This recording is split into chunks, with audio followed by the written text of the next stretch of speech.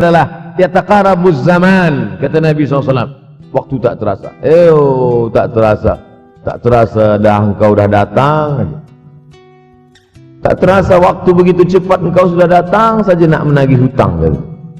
Orang berhutang ni pun rupanya tak terasa juga orang datang. Yang memberi pinjaman pula terasa lama betul. Apakah beza antara 5 minit dulu dengan 5 minit sekarang? Sama. Apakah beza antara 24 hours, 24 jam dulu dengan 24 jam zaman Nabi dengan 24 jam zaman sekarang? Sama, tak ada beza. Mataharinya sama, bulannya sama, buminya sama. Yang berkeliling mengelilingi matahari sama. Apa yang membuat berbeza? Apa yang membuat zaman itu yataqarabuz zaman? Ada hal-hal yang membuat kita sibuk. Dulu tak ada google.com, dulu tak ada Facebook, dulu tak ada Twitter, dulu tak ada BBM, dulu tak ada Instagram. Sekarang waktu habis. Bila kita tanya orang mana yang lebih lama, 5 minit atau 50 menit, semuanya sepakat mengatakan 50 menit lama, 5 menit kejam. Saya tanya 2 kali, pelajar-pelajar, penuntut-penuntut, mana yang lebih lama, 5 menit atau 50 menit? Semuanya berkata 50 menit lebih lama daripada 5 minit. Lepas tu saya balik, mana yang lebih lama? 5 minit menunggu azan maghrib bulan puasa, 50 menit status FB, Instagram. Oh, lebih lama 5 minit menunggu azan maghrib. 5 minit menunggu azan maghrib bulan puasa macam-macam mati jam. 50 menit hilang waktu tak terasa. Itu menunjukkan hadis Nabi itu, semakin saya baca hadis Nabi, makin kuat keyakinan saya, makin kuat iman saya, makin hilang keraguan saya bahwa yang berbicara ini bukan manusia biasa, tapi dia dapat wahyu dari Allah. Wa ma yantiqu 'anil hawa in huwa illa wahyun yuha, melainkan wahyu dari Allah Subhanahu wa taala. Yataqarabuz zaman, masa begitu cepat berlalu tak terasa. Sebulan seperti sepekan, sepekan seperti sehari, sehari seperti sesaat. Akhirnya kita pun kehilangan waktu, habis. Saya Ustaz Abdul Samad, memang zaman ni tak terasa cepat betul. Rasa-rasa kejap, dah bulan Ramadan. Tak terasa baru saja Idul Fitri, dah masuk pula lagi. Masya Allah, begitu cepatnya masa berlalu. Maka jangan sampai kita, semakin saya baca hadis ni, semakin kuat keyakinan saya bahwa Nabi Muhammad sallallahu alaihi wasallam mendapat wahyu dari Allah Subhanahu wa taala, semakin kuat keyakinan dan keimanan. Kenapa? Seandainya Nabi berkata zaman nanti di akhir zaman itu semakin cepat, semakin dekat, semakin berlalu tak terasa, tapi kemudian zaman yang kita lalui tak sama seperti yang dikatakan Nabi. Mungkin datang juga keraguan dalam hati, betulkah ini? Tapi ternyata 1441 tahun lampau, 1440 tahun yang lalu Nabi mengatakan, dan hari ini terbukti zaman begitu cepat berlalu. Masya Allah, tabarakallah. Hari inilah ditemukan internet, hari ini datang television, hari ini datang WhatsApp, hari ini datang yang melalaikan kita daripada Allah Subhanahu wa taala. Sehingga waktu datang sembang-sembang, cerita-cerita, tengok ini, update ini, tulis ini, tengok ini, pandang ini, habis waktu berlalu. Padahal waktu inilah yang akan ditanya oleh Allah Subhanahu wa taala. 6 kali Allah bersumpah demi waktu. Terbit fajar, wal fajri wa layalin nashr, masuk waktu subuh, was subhi idza tanaffas, masuk waktu duha, wad duha wal laili idza saja, masuk waktu siang, wan nahari idza tajalla, masuk waktu asar, wal asri innal insana lafi khusr, masuk waktu malam. 2 kali Allah bersumpah demi waktu malam, wal laili idza saja, wal laili idza yaghsha. Kenapa hadis ini yang Ustaz bahaskan? Kami nak mendengar hadis tentang Dajjal dah lahir atau belum? Dajjal dah hadir. Mana bukti Dajjal dah hadir? Kurma bisan tidak lagi berbuah. Bila kurma bisan tidak berbuah, Dajjal dah nak datang. Kurma bisan sekarang sudah berkurang, tak berbuah. Lalu kemudian apa lagi? Ain Zuhar, mata air dari Ain Zuhar sudah kering. Sudah kering. Oleh sebab itu, tapi manakala dulu datang Habib Umar bin Hafiz, saya hadir majelis itu, adalah seorang bertanya, Habib, iya, Imam Mahdi dah lahir atau belum? Saya tengok Habib menjawab, sepertinya dia macam tak suka pertanyaan. Kata dia, kita tak perlu mencari-cari dia dah lahir atau belum, kampung dia di mana, dia lahir di hospital mana, dia tak perlu. Yang perlu kita siapkan adalah iman dan takwa pengetahuan kita, supaya kita jangan sampai terkecoh, supaya kita boleh membezakan mana hak, mana batil, mana betul, mana salah, mana lurus, mana bengkok, mana hitam, mana putih. Sehingga dengan istiqomahnya kita beribadah ini, kita boleh membezakan mana Al-Masih yang original, yang asli, mana Al-Masih Ad-Dajjal. Makanya tadi sebelum salam kita berkata, Allahumma inni a'udzubika min azabi jahannam wa min azabil qabri wa min fitnatil mahya wal mamat wa min syarri fitnatil masihid Dajjal.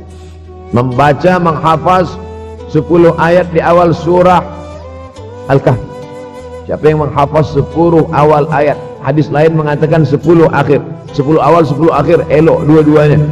Tapi Masya Allah, tabarakallah, anak-anak kita yang pakai jubah, pakai sorban putih ini, daripada tahfiz Quran, mereka tidak hanya menghafaz 10 awal 10 ujung, dari awal sampai ujung dia hafaz, 30 juzuk dia hafaz.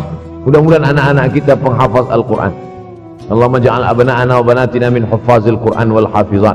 Jadikan anak-anak kami menjadi para penghafaz Al-Quran, ya Allah, supaya selamat dia daripada fitnah Al-Masih Ad-Dajjal. Tapi saya pilihkan hadis tentang yang 5 ini. Dengan 5 ini kalau kita amalkan, insya Allah Allah akan selamatkan kita dari fitnah akhir zaman ini. Yang pertama, manfaatkan waktu, kerana waktu di akhir zaman ini yataqarabuz zaman, kerana waktu semakin dekat tak terasa, hilang, berlalu. Maka isilah waktu ini dengan ibadah. Jangan sampai ada waktu yang kosong. Duduk sejenak kosong, berselawat, Allahumma salli ala sayyidina Muhammad wa ala ali sayyidina Muhammad, Allahumma salli ala sayyidina Muhammad wa ala ali sayyidina Muhammad. Sempat-sempatkan ambil wudhu, solat duha walau 2 rakaat. Sempat-sempatkan sebelum tidur malam solat witir 3 rakaat, supaya tidur kita sentiasa dalam wudhu dan kita sempat solat witir. Andai mati kita malam itu, insyaallah mati dalam keadaan husnul khatimah. Usolli sunnatul witri 3 rakaatin lillahi ta'ala. Nanti malam jaga, tidak witir lagi, hanya tahajud saja. Sempat-sempatkan solat tahajud. Elok amat sangat baik solat wudhu 2 rakaat. Usolli sunnatul wudhu raka'ataini lillahi ta'ala. Selepas solat wudhu, solat sunat taubat. Usolli sunnatul taubat raka'ataini lillahi ta'ala. Selepas solat sunat taubat, solat sunat hajat.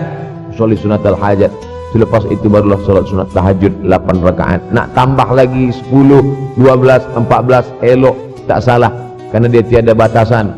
Adakah sahabat Nabi yang melakukan ini? Ada. Qatadah bin Nu'man, dari selepas Isya sampai azan subuh.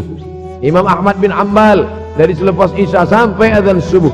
Bahkan mereka menghatamkan Al-Quran dalam tahajud mereka. Maka bahkan ada imam yang disebut dengan As-Sajjad, kerana banyak sujud kepada Allah Subhanahu wa ta'ala. Kerana akhir zaman ini godaan begitu besar. Dulu orang tengah malam tahajud, jam 2 malam, jam 3 malam dia bangun, kerana dia membaca hadis sab'atun yudhilluhumullah. Ada 7 golongan yang mendapatkan naungan Allah, yauma la dhilla illa dhilluh. Hari itu tak ada naungan kecuali naungan Allah. Rajulun, ada seseorang, zakarallah, dia berzikir mengingat Allah, khalian, di tengah malam, tak ada manusia. Fafadat ainahu, menetes air mata. Maka yang pertama ini, jangan sampai kita kehilangan waktu, kerana waktu, al-waktu kasaif, waktu ini seperti pedang. Illam taqta'hu qata'aka, kalau tidak kau patahkan dia. Kalau kau dapat pedang, patahkan. Sebab kalau tidak kau patahkan, dia yang akan memotong engkau, mematahkan tulang-tulang engkau. Waktu ini kalau tidak kita manfaatkan, kita akan ditanya tentang waktu, kemana saja waktu yang sudah kau pakai. Inna sam'a, pendengaran, wal basar, penglihatan, wal fuad, hati, kullu ulaika kana anhu mas'ula. Semua akan disoal, semua akan diminta tanggung jawab di hadapan Allah. Kemana waktu yang sudah aku bagi dulu engkau pakai? Yang pertama nanti ditanya, la tazulu qadama 'abdin yaumal qiyamah. Kaki anak Adam tidak akan bergeser, tidak akan beralih dari tempat tegaknya pada hari kiamat, hatta yus'al, sampai dia disoal, sampai dia ditanya. La tus'alunna yauma idzin 'anin na'im.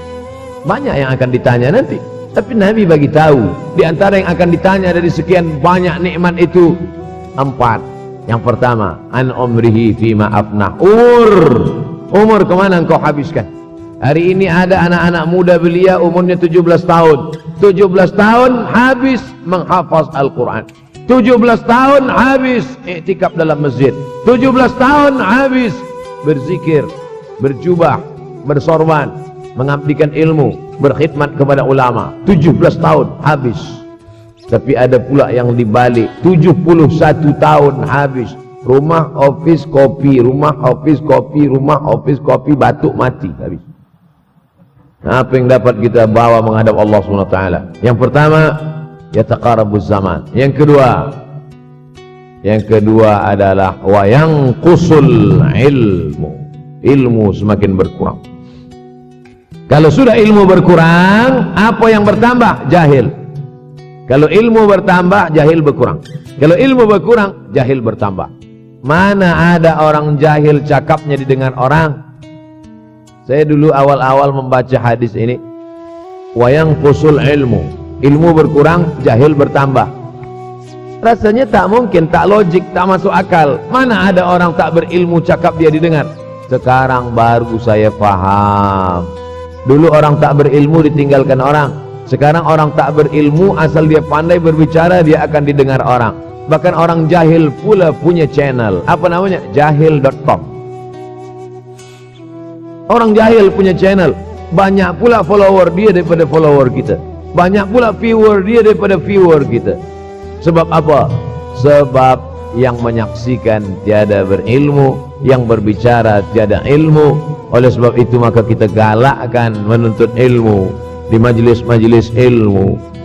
Untuk apa Abdul Somad sudah berumur 43 tahun pun masih pergi juga lagi ke Sudan belajar? Apa yang nak dicari ini?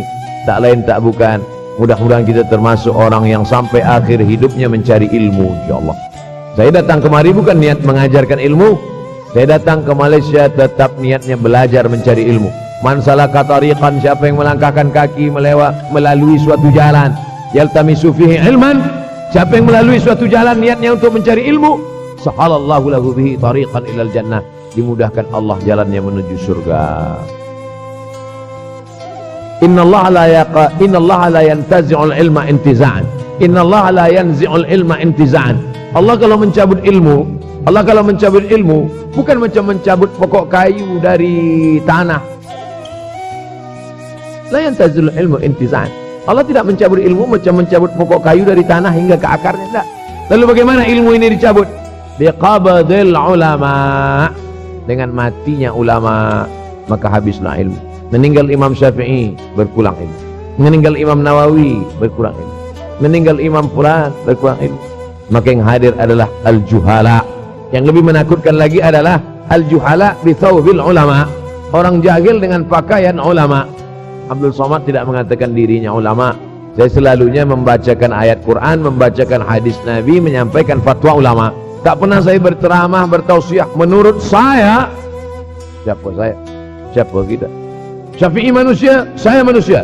Syafi'i boleh berfatwa, saya juga boleh berfatwa. Imam Syafi'i berfatwa Al-Quran 30 juzuk dalam kepala dia. Kita juzuk 30 pun kadang-kadang hilang. Imam Syafi'i balik dari masjid ke rumah, dia tutup telinga. Datang orang bertanya, Syafi'i, iya, kenapa engkau tutup telinga? Sebab bila aku dengar dari masjid ke rumah, semua yang aku dengar masuk tu semua aku ingat. Aku takut dia ingat di dalam, maka aku tutup. Kita, yang saya sampaikan tadi pun tak ingat. Oh, Ustaz mengejek kami, enggak. Jangankan yang mendengarkan, yang bercakap pun tak ingat. Nasib baik datang orang Jepun mengingatkan kita. Nah ini, nama dia Sony. Manusia ni lupa. Oleh sebab itu maka yang kedua, akhir zaman, wa yanqusul ilmu. Ilmu makin kurang. Maka bersyukur anak-anak yang dimasukkan ke rumah tahfiz. Kalau ada rumah tahfiz di kampung biasa, kalau ada rumah tahfiz di desa, dusun biasa, tapi ada tahfiz di tengah kota besar Kuala Lumpur, masih ada lagi rumah tahfiz Quran. Siapa yang mewakafkan rumah tahfiz? Siapa yang memberikan beras? Siapa yang memberikan duit? Siapa yang memberikan belanja? Siapa yang mengirimkan ustaz? Masya Allah, tabarakallah. Maka ini semua mudah-mudahan kita istiqamah semuanya insyaAllah. Supaya apa? Supaya lahirlah anak-anak kita yang alim, berilmu. Karena ini makin banyak orang jahil, al-taw bi ghairi ilmin, memberikan tazkirah fatwa tanpa ilmu.